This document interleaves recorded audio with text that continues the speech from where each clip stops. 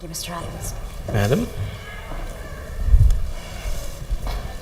Good morning and welcome. Thank you so much for joining us here today at the John F. Kennedy Presidential Library and Museum President's Day Festival. A warm welcome to all of you who are here with us in person, and a warm welcome to all of you who are joining us online. I'm Kennedy Library producer Liz Murphy, and now it's my great honor to introduce our guests for this next segment. Second President John Adams, First Lady Abigail Adams, and 16th President Abraham Lincoln. We are just so excited to hear all of your questions today for our presidents. If you are joining us in person, I'm sure you see the 2 aisle mics. Please come on up there and ask your questions to the presidents. If you're joining us online, please email your questions to jfkpresidentsday@nara.gov.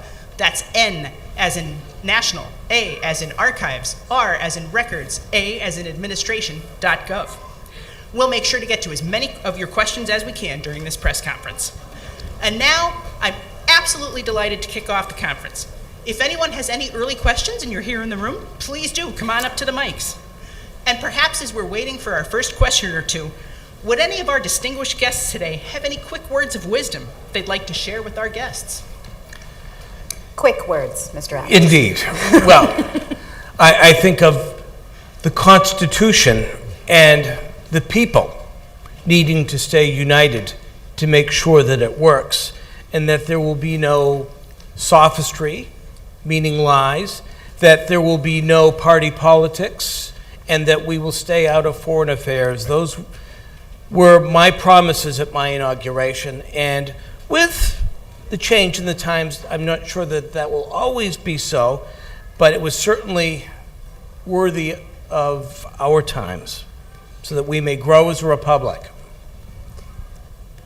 It's a little difficult to say, throw some words of wisdom before we've had a discussion coming. I'm not sure which words of wisdom you'd like to hear or why I would be the one to deliver them, but one of my primary things I try to keep in mind is that great necessity brings out great virtues in people, meaning that when things are hard, when you're in a complicated situation, when the odds are against you, that's when human nature shines its brightest. That's often when people are able to find their best ideas or really hold true not just to their own principles, but also to serve their community and work with each other. You see some of the best examples of human nature and humanity coming through in very, very difficult times. So these are the times in which a genius would wish to live. And don't squander that opportunity. Take advantage of the fact that things are difficult.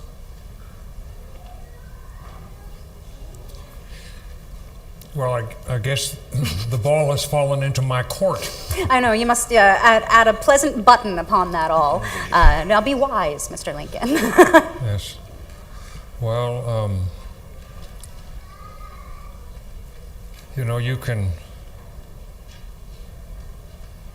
fool all of the people some of the time, some of the people all of the time, but you can't fool all of the people all of the time. Hear, hear. And the people are the rightful masters of their congresses and courts. They have come to the fore in a time that was very critical. And nobody wishes to have war. The war sometimes is already incipient in philosophical ways.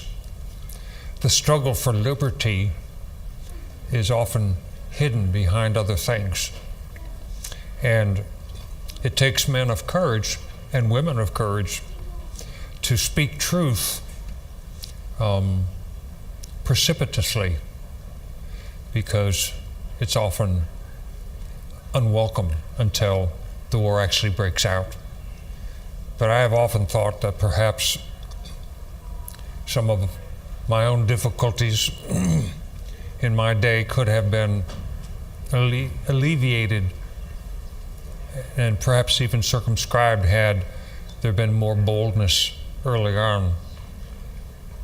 There were those who said that the war or the rebellion had been brewing for some 30 years, but nobody wished to talk about it.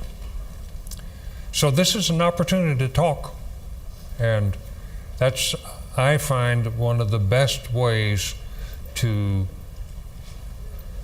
dissipate some of the hidden differences that we hold against one another. Mrs. Lincoln and I often have to sit down and have some very unpleasant discussions in order to clear the air. So whether it's domestic or national, discussion is important, and that's why we're here. Thank you all very much. Lots to think about in all of your replies.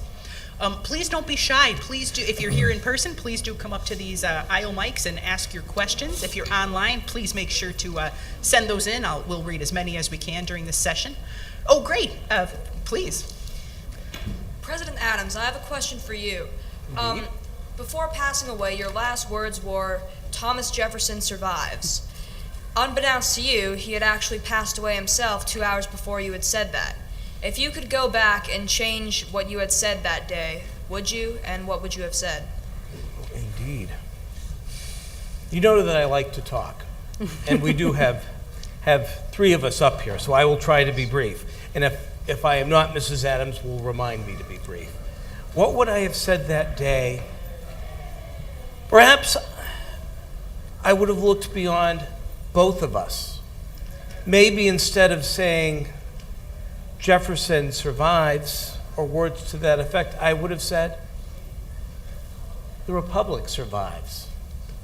Because of course it was so ghoulish to talk of one's end in such a manner, but it was the 50th anniversary of our Declaration of Independence.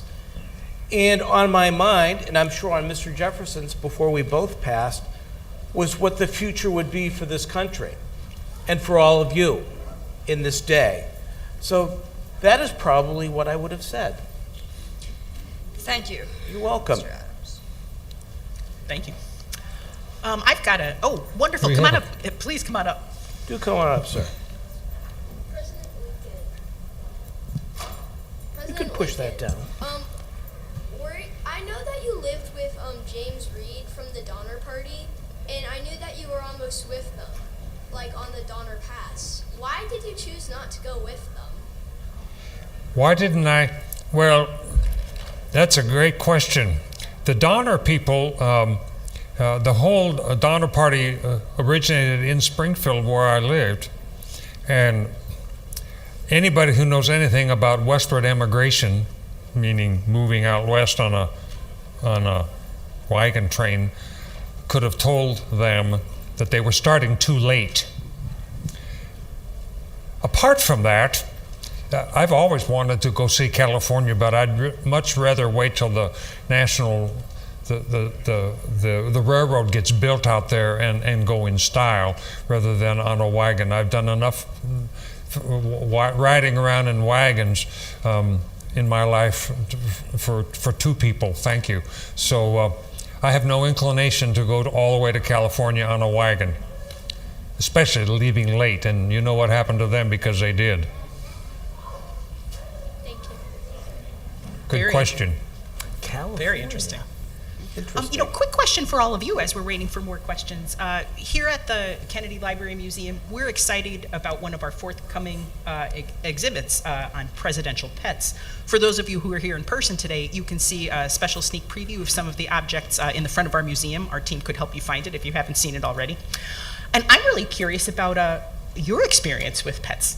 Did you have them? Did you have animals? Could you all answer? Oh, did we have animals? Farm animals, largely. Indeed. Pigs, sheep, Cows. horses, chickens. Now, I do have to say that a domestic pet animal took me a while to come around to ideas of it. You see, when we were in Europe during the John's period of time as a diplomat living in France and England, I noticed that a good many of the people in Europe would have little dogs rather than children, and carry them around as little accessories and have them on their laps. And it seems such a strange thing to me, having been a farm woman myself and knowing the utility of animals and interacting with them on a regular basis, but not necessarily as a indoor plaything. Though I was gifted a Newfoundland puppy shortly after John left office. I named her Juno. Big gamboling thing. I love a good big dog, and good dogs are Indeed. worth their purpose. And I do like the occasional songbird as well. So a nice little bird to put into a cage. But I'm not the sort to have small animals lounging all over me, using me as a seat and comfort area. What do you think, Mr. Adams? Well, I do know that we also had a dog named Satan. And one name comes to mind as to who I would have named him after. A retired Secretary of the Treasury from New York, who was on General Washington's staff. And I've heard this story from the war years, that there was a certain cat which followed all of the female cats about headquarters, and that Mrs. Washington took to calling him Hamilton. You may draw your own conclusions from that. Are you, Mr. Lincoln, or are you? Well, I'm fond of cats. I had Mr. Seward gave me a couple of kittens, and I enjoy having a cat on my lap, and the kittens often like to get up on my shoulder, but I don't mind at all. And Mrs. Lincoln is very fastidious about brushing all of the cat hair off of me, but if it's not cat hair, it's horse hair. So I enjoy it. We had a little dog in Springfield named Fido that we couldn't bring to Washington because they don't allow them on the train. So we got another when we got to Washington City. We named him Jip, and sometimes I sneak him in at state dinners, and he sits on my lap, waiting for me to sneak him something under the tablecloth. Feed him anything, Mr. President? Thank you so much. I really This enjoyed lady has a question. Yes. President Lincoln, we missed the beginning of your speech earlier. When and where did you make that speech, and to whom, please? Right here, and to y'all. What year? Well, I'm going to have to break character to answer your question. I set the speech in the president-elect period before Lincoln's inauguration, which was in March in those days. But it was the beginning, because we're also at the beginning of a new administration. I thought, well, that would be fun to talk about the issues preceding Lincoln's administration. And so in February, he was still en route to Washington. And the content of the speech, some of it came from his first inaugural address. The closing remarks did. Some of it came from, and also the opening remarks, and then a lot of the middle information, and that was all on March 4, 1861. And then the middle portion came from some of the issues following the debates with Stephen Douglas, so which formed the platform of the Republican Party. So, and that was in 1858 when they had the debates with Douglas. Great. 2 years before his election. Perfect. So. Thank you. Thank you. More questions? Oh, who's next? You, Oh, sir. wonderful. Regarding the Sedition Acts of 1789, I just wanted to know if you had, considering the Constitution, something that you were vocally supportive for, I wanted to know what kind of reasoning or defenses that you had for it, and of course also Ms. Adams' thoughts on that action too. Oh dear, I feel as if we've been trapped. Well, let me just say that I considered them then and consider them now, the Alien and Sedition Acts, he speaks of 1798 during my presidency, as temporary war measures. As we are wont to do, and I would suggest we will continue to do in the future, we will have need of temporary emergency measures. Now, in those days, there was a great fear, believe it or not, except for Mr. Jefferson and his people, of the French. They had been our ally during the war. They had had a revolution, a bloody one, which was ongoing, and their refugees were coming from France itself and from their colonies. But even more important than that part of it, and the extension of citizenship, and the concern over the French, they seem to be everywhere, was what was scurrilously being written in the newspapers for and against. Most particularly, I think of Benjamin Franklin Bache and the Philadelphia Aurora. The contemptible lies he was writing about me, from a stirring congratulations on my inauguration, which I opened with in this question and answer, to suddenly I became old, fat, bald, toothless Adams, who was quite mad and needed to be removed from office before he did something dangerous. An out-and-out lie. Now, there has to be some sort of repercussion for writing such lies. Now, it was not my idea, these acts, but I did support them, and I did sign them, and Mrs. Adams was supportive of, well, I think of them as temporary war measures. You are being generous to me, Mr. Adams. I very strong proponent of both the Alien and Sedition Acts. Now, let me explain myself, because I know that these have been controversial, both in the 1790s and I assume in following times as well. Now, the Sedition Act, and you started on this, the punishment of those who print false information, those who are in charge of spreading news, of communicating through a medium to the wider public the important matters of what is going on in government, of the characters, the qualities, the voting histories of the people who have been elected to power. This is a prime piece of what we need as a society. Truthful media, truthful information in newspapers to be consumed and to be understood by the general populace.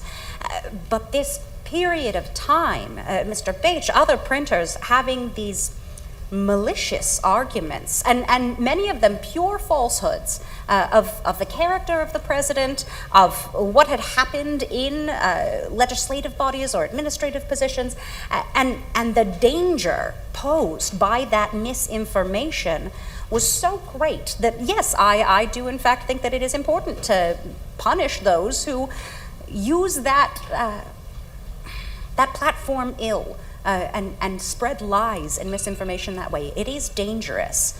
And as far as the Alien Acts as well, as Mr. Adams mentioned, this is a wartime measure, and I will say that in the 1790s, I believe that, I suppose you might call it a bit of a conspiracy theory. There is a popular opinion that is being spread around through the United States that French immigrants, or European immigrants in particular, are spreading not only the dangerous principles of the French Revolution, which turned to such a theme of excess and brutality and violence, and eventually taking away the rights of the equality of the people that it claimed to promote, but also a breaking from religion and from God was a major part of the French Revolution. For the entire nation to then become atheist. Indeed. And in these early years, as an atheist nation, France is slaughtering so many of its people. It's turning its back on all of these principles that it's done. And in my opinion, from what I have seen in my experience in my life, is that from what I have seen, it has to be Christian organized structures where we are serving each other, where we are acting in imitation of the Supreme Being, to serve each other, that there must be some structure and organization, that a religion and a belief in a God is, in my opinion, necessary for adequate governance of a people. And the idea of the atheism spreading and a godless society taking over America as well, which in that time was so very fragile, fighting against some of those influences in a very dangerous time for our nation. These are the reasons that I had for firmly supporting both the Alien and Sedition Acts. Though, like I said, controversial, and well, Mr. Adams happened to be the more temperate one of the two of us at this period in time, keeping us out of war with France. You tried very hard. I know there were those in the Capitol who said they had wished that the old woman was a little more present and a little more there to weigh in, with all of you, with you saying over and over, well, we'll see if peace can come. We will hold off on the delegation. They knew I would be a bit more of a war hawk, but very good question. And Excellent question. Yeah, Thank you. satisfied. Thank you. So this is a question for all three of you, but especially the Adamses. So the future of the nation starts with the younger generation.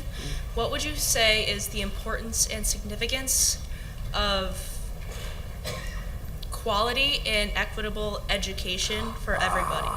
Everything. That's everything. That's the importance. Yes, if we want to have statesmen and heroes and philosophers, then we have to have learned people. There have to be learned women. There have to be learned people of color. The freed black people should have access to education the same as white people. You should have. It shouldn't be a matter of who is born into a social class where you can afford a greater education, where you are granted access to languages and schemes of knowledge which the rest of the country is kept in the dark for. How can you possibly make a solid democracy where people are contributing if you are creating this imbalance? Education is the way to equalize people from a young age. If you make sure that adequate education is in the hands of each individual, then each individual has the tools that they can use to then become a full citizen, to truly serve their country. I know I am getting myself worked up about this, but you have asked exactly the sort of question that I... You can have the Adamses speaking for hours. Education is one of the most important things to invest in, to make sure that equal, adequate, and truthful education is instilled from the very early moments of being, and that we continue to question and we continue to learn. And also, if you instill in that sense of eagerness for knowledge in young people, they will want to continue gathering more information. That thirst, the hunger for words, for books, for news, for magazines, for everything, that starts at that young age. It is so very important to invest in education for the sake of the state, the sake of the nation. My collection of books, as well as the men who would succeed me, Thomas Jefferson, our collection of books speaks of the need for education. Not just for us, though, as Mrs. Adams so eloquently put. When I was a boy, I was a farm boy in Braintree, and I went to Harvard College. Education must be more than just Harvard College and boys getting their education in the humanities and knowing their Greek and their Latin and going forth to become ministers and doctors and lawyers. It must not just be for those professions, but for all trades, so that we all may be educated for men and for women. A fact made important to me by my early days. Before I became a lawyer, I was very shortly, to pay my bills, to become a lawyer in Worcester, a teacher. And that classroom, that small classroom, had boys and girls in it. Now, they will tell you, if they reminisce, that I perhaps was not the greatest of teachers, that I was trying to look young and important, more important than young, to be honest, and I made my observations of them and whether they were paying attention. But I did enjoy those students, and it left a lasting impression on me that how important education is. So much so that when we were making our great decision to declare our independence, I wrote a pamphlet. Show of hands, who has read Thoughts on Government that I wrote in those days and that was printed by Mr. Dunlap? If you have not, you should.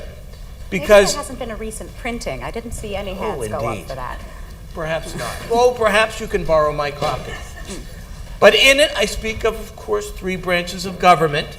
It was a response to Mr. Payne and common sense. But more importantly, at the end, provisions for just that sort of an education for all classes and types of people.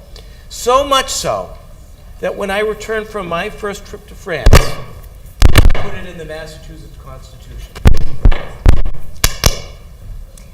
What of you, Mr. Lincoln? What are your thoughts on education and quality of such? Well,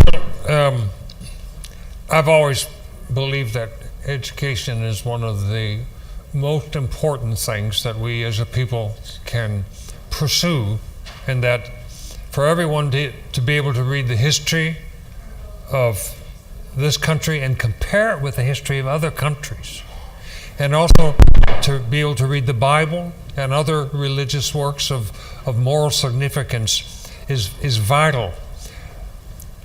There's a difference between knowledge and wisdom. And I've known people that had a good deal of knowledge but very little wisdom. And that's why I say both the understanding of the history of this country and what went into it compared with that of other countries, but also the scripture and books of a religious or moral nature. There's much wisdom to be obtained in such literature, and the two go hand in hand. Now, I had very little education. I had five terms.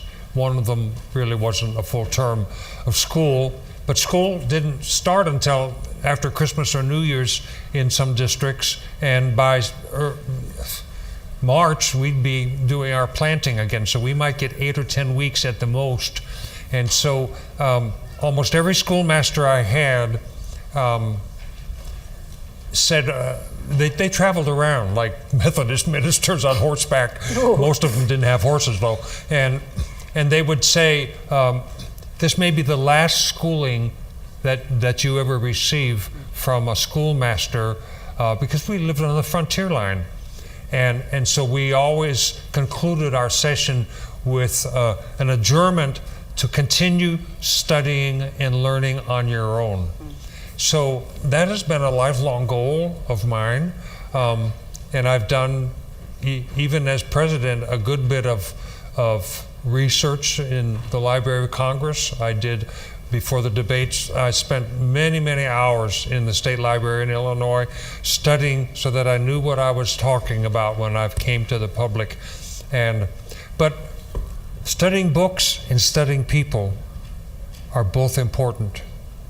And if you learn a little from books and a lot from studying human nature, sometimes you'll end up going farther than those that have a great deal of book learning but no wisdom. The scripture says, knowledge puffeth up. And that's a good thing to remember as you pursue your course. Do not forget humility. Thank you. Thanks for all the great questions today and all the great answers. I'm so sorry we're out of time for this session. There's just so much to talk about. Fortunately, we'll have another one later on. In the meantime, in 5 minutes in this room, we'll be having a presidential physical fitness challenge for those of you who are interested. And of course, I think all of you who are here in person know that this schedule has the full list of events happening all throughout the museum today. We look forward to seeing you at many more activities and hope you have a great day. Thanks again to our special guests.